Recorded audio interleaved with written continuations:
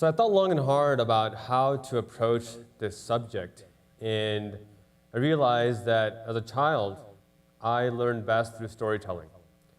And everyone here is someone's child, so hopefully you'll appreciate this as much as I've done. And there's really two stories that tell this narrative. One story that has a beginning, middle, and end, and we can see the end result and observe it and study from it and learn from it. And the other story that has a beginning and middle, but the end hasn't been decided yet. And that end is what we're here to talk about today. How do we decide that end? Well, the first story is from 1400 years ago, when in the deserts of Arabia, in a country that was overrun with misogyny, with racism, with slavery, with constant tribal war, with injustice beyond imagination. So much so that innocent infant girls were buried alive because it was considered shameful to give birth to a girl. In this putrid land, a child named Muhammad was born. Now, he was born after his father had already died. And his mother died when he was 6. And then his grandfather died when he was 8. So I want you to picture this scenario. By the age of 8, he had already suffered the loss of 3 of the nearest people to him. His uncle took him in and raised him to adulthood.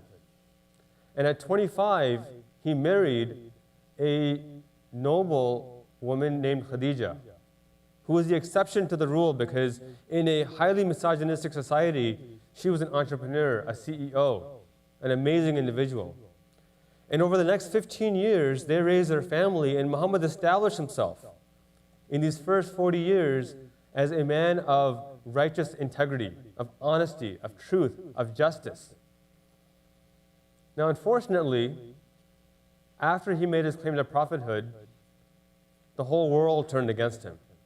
Historians estimate that the population of Arabia at the time was about 60,000 people.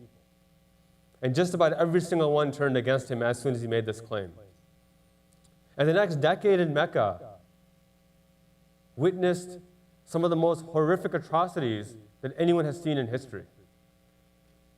The persecution that the early Muslims faced at the hands of the Meccans is incredible, what they went through.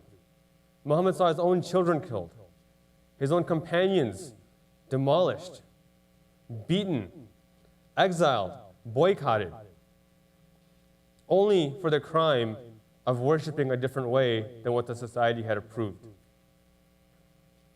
And after this decade, he and his companions fled to a month's journey to a town called Yathrib, modern-day Medina. Now I want you to picture this. This is not just a drive down the road.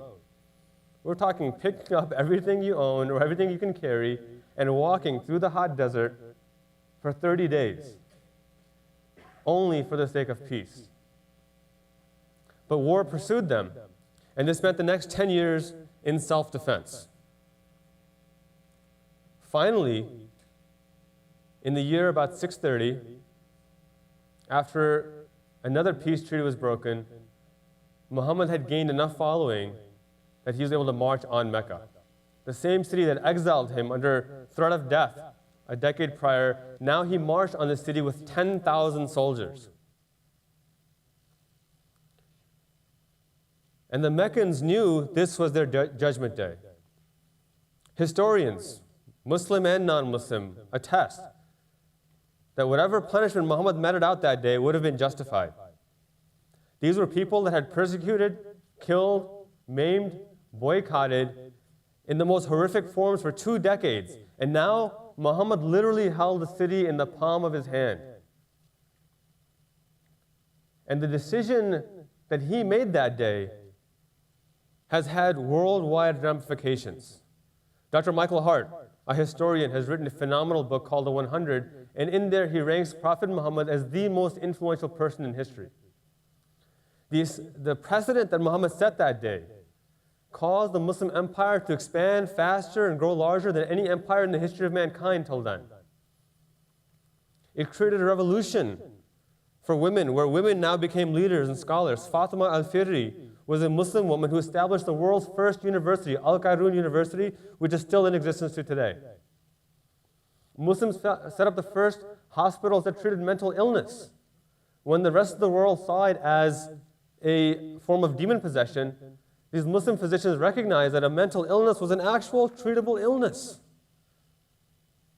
Muslims made unprecedented advances in medical science, in physics, in chemistry, in biology, in algebra. What was that decision that Muhammad made that day? We'll get to that in 1 second. Several years ago, I had a chance to visit my birth country of Pakistan. And I saw a country that was steeped in ignorance, where misogyny ran rampant, child trafficking and murdering of children was commonplace, constant terrorism and fighting to a point where now roughly 4,000 innocent civilians are killed every year by terrorists. And I realized that the society that Pakistan had become was very similar to the society that Prophet Muhammad came to 1,400 years ago. Whereas he managed to end slavery and injustice and misogyny in just 2 to 3 decades, I wondered, why was Pakistan continuing down this trend? What was happening? And I wanted to document this, and I did in my book, The Wrong Kind of Muslim, and there's one particular story that stands out. It's of a young man named Muzaffar, 17 years old. And on May 28th, 2010, it was Friday, he was attending his mosque for worship services. Now I want you to put yourself in his shoes.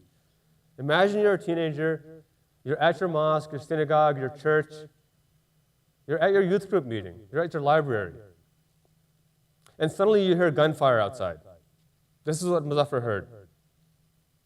Little did he know that the security that was on duty was already dead. A few minutes later, he heard a loud explosion, and he looked back and saw a fireball light up the sky. And it became painfully clear that they were under attack by suicide bombers.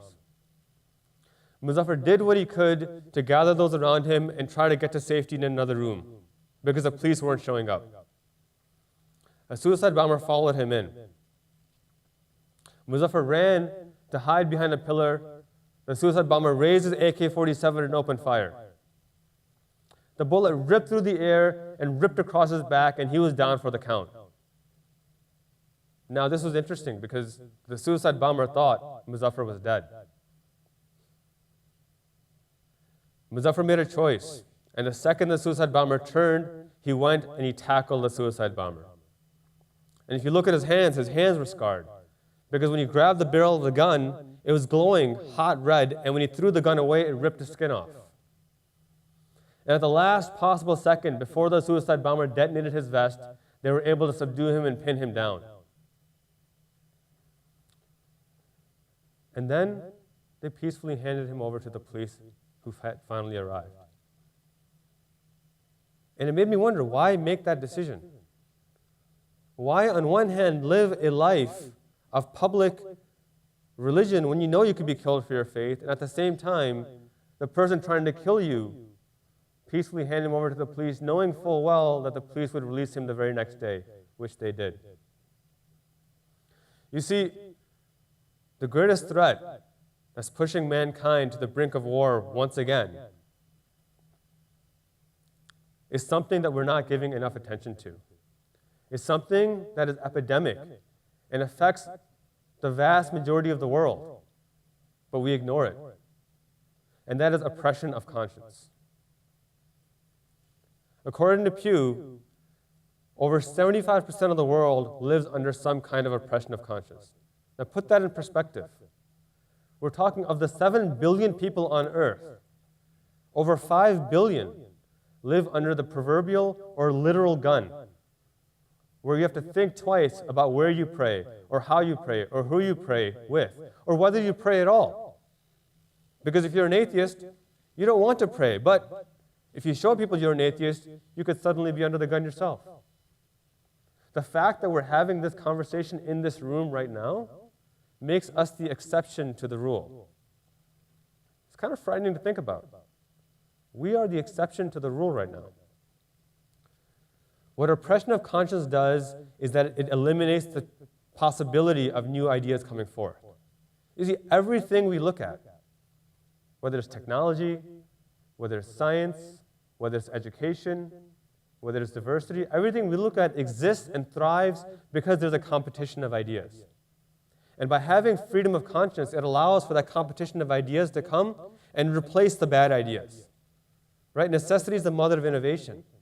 But when you have a society that restricts that in the first place, when you have a society that prevents the new ideas from coming forth in the first place, then you relegate society to the main status quo of might is right.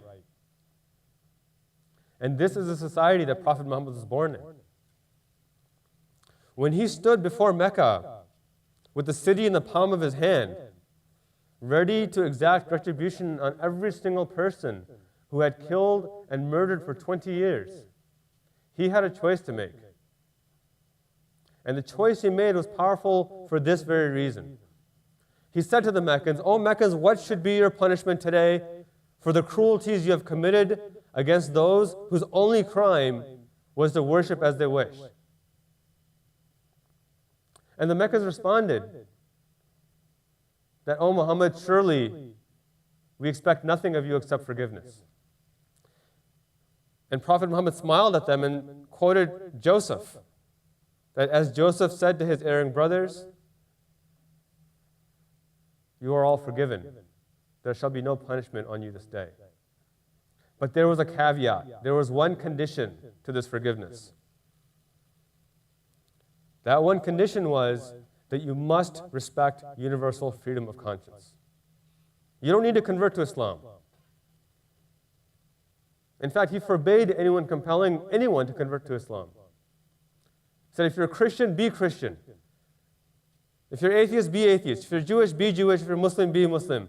But by no means will we tolerate you oppressing somebody else because of their religious beliefs. This was the key element that allowed the innovation, the ideas to spread, the advancements in technology, the advancements in science. This is why Moorish Spain lasted 700 years, the Golden Age, where Muslims, Christians, and Jews lived in perfect harmony, near perfect harmony at the very least. In fact, historians criticize the Moors of Spain by saying, and I quote, "They were too excessively influenced by women." Think about that. A society that was accused of letting women be too much in charge. I wish that was something that was a reality today. What we're seeing in the world right now is an inclination towards war because of the increase of oppression of conscience. Now, how do we know this? Well, there's a couple of reasons. When I did my research in Pakistan, at first I thought this was just a Pakistan issue. You see, Pakistan has passed anti-blasphemy laws and death for apostasy laws. Laws that say if you worship the wrong way or at the wrong time, you can be sent to prison, you can be put in jail, you can be given the death penalty. Asya Bibi is a Christian woman who is in prison right now and has been for over 2,000 days for the crime of blasphemy. And what we're seeing on a worldwide scale, especially in the last 5 or 6 years, is that the countries that have become hostile to religious minorities have increased and now represent nearly 75% of the world's population. Now for the scary part. Those countries where it's getting most worse are countries where if they collapse, have the real possibility of creating worldwide conflict. 4 of these 9 countries are nuclear-armed nations: Pakistan, India, Russia, and Israel. And all 4 of these countries are in the top 9 of the most religiously oppressive countries of the world. 3 of them don't have functioning governments: Somalia, Iraq, and Afghanistan. And in these 3 countries, not only do they have weak or non-functioning governments, but there's an increased presence of the Taliban, of Al-Qaeda, and recently we've seen with ISIS.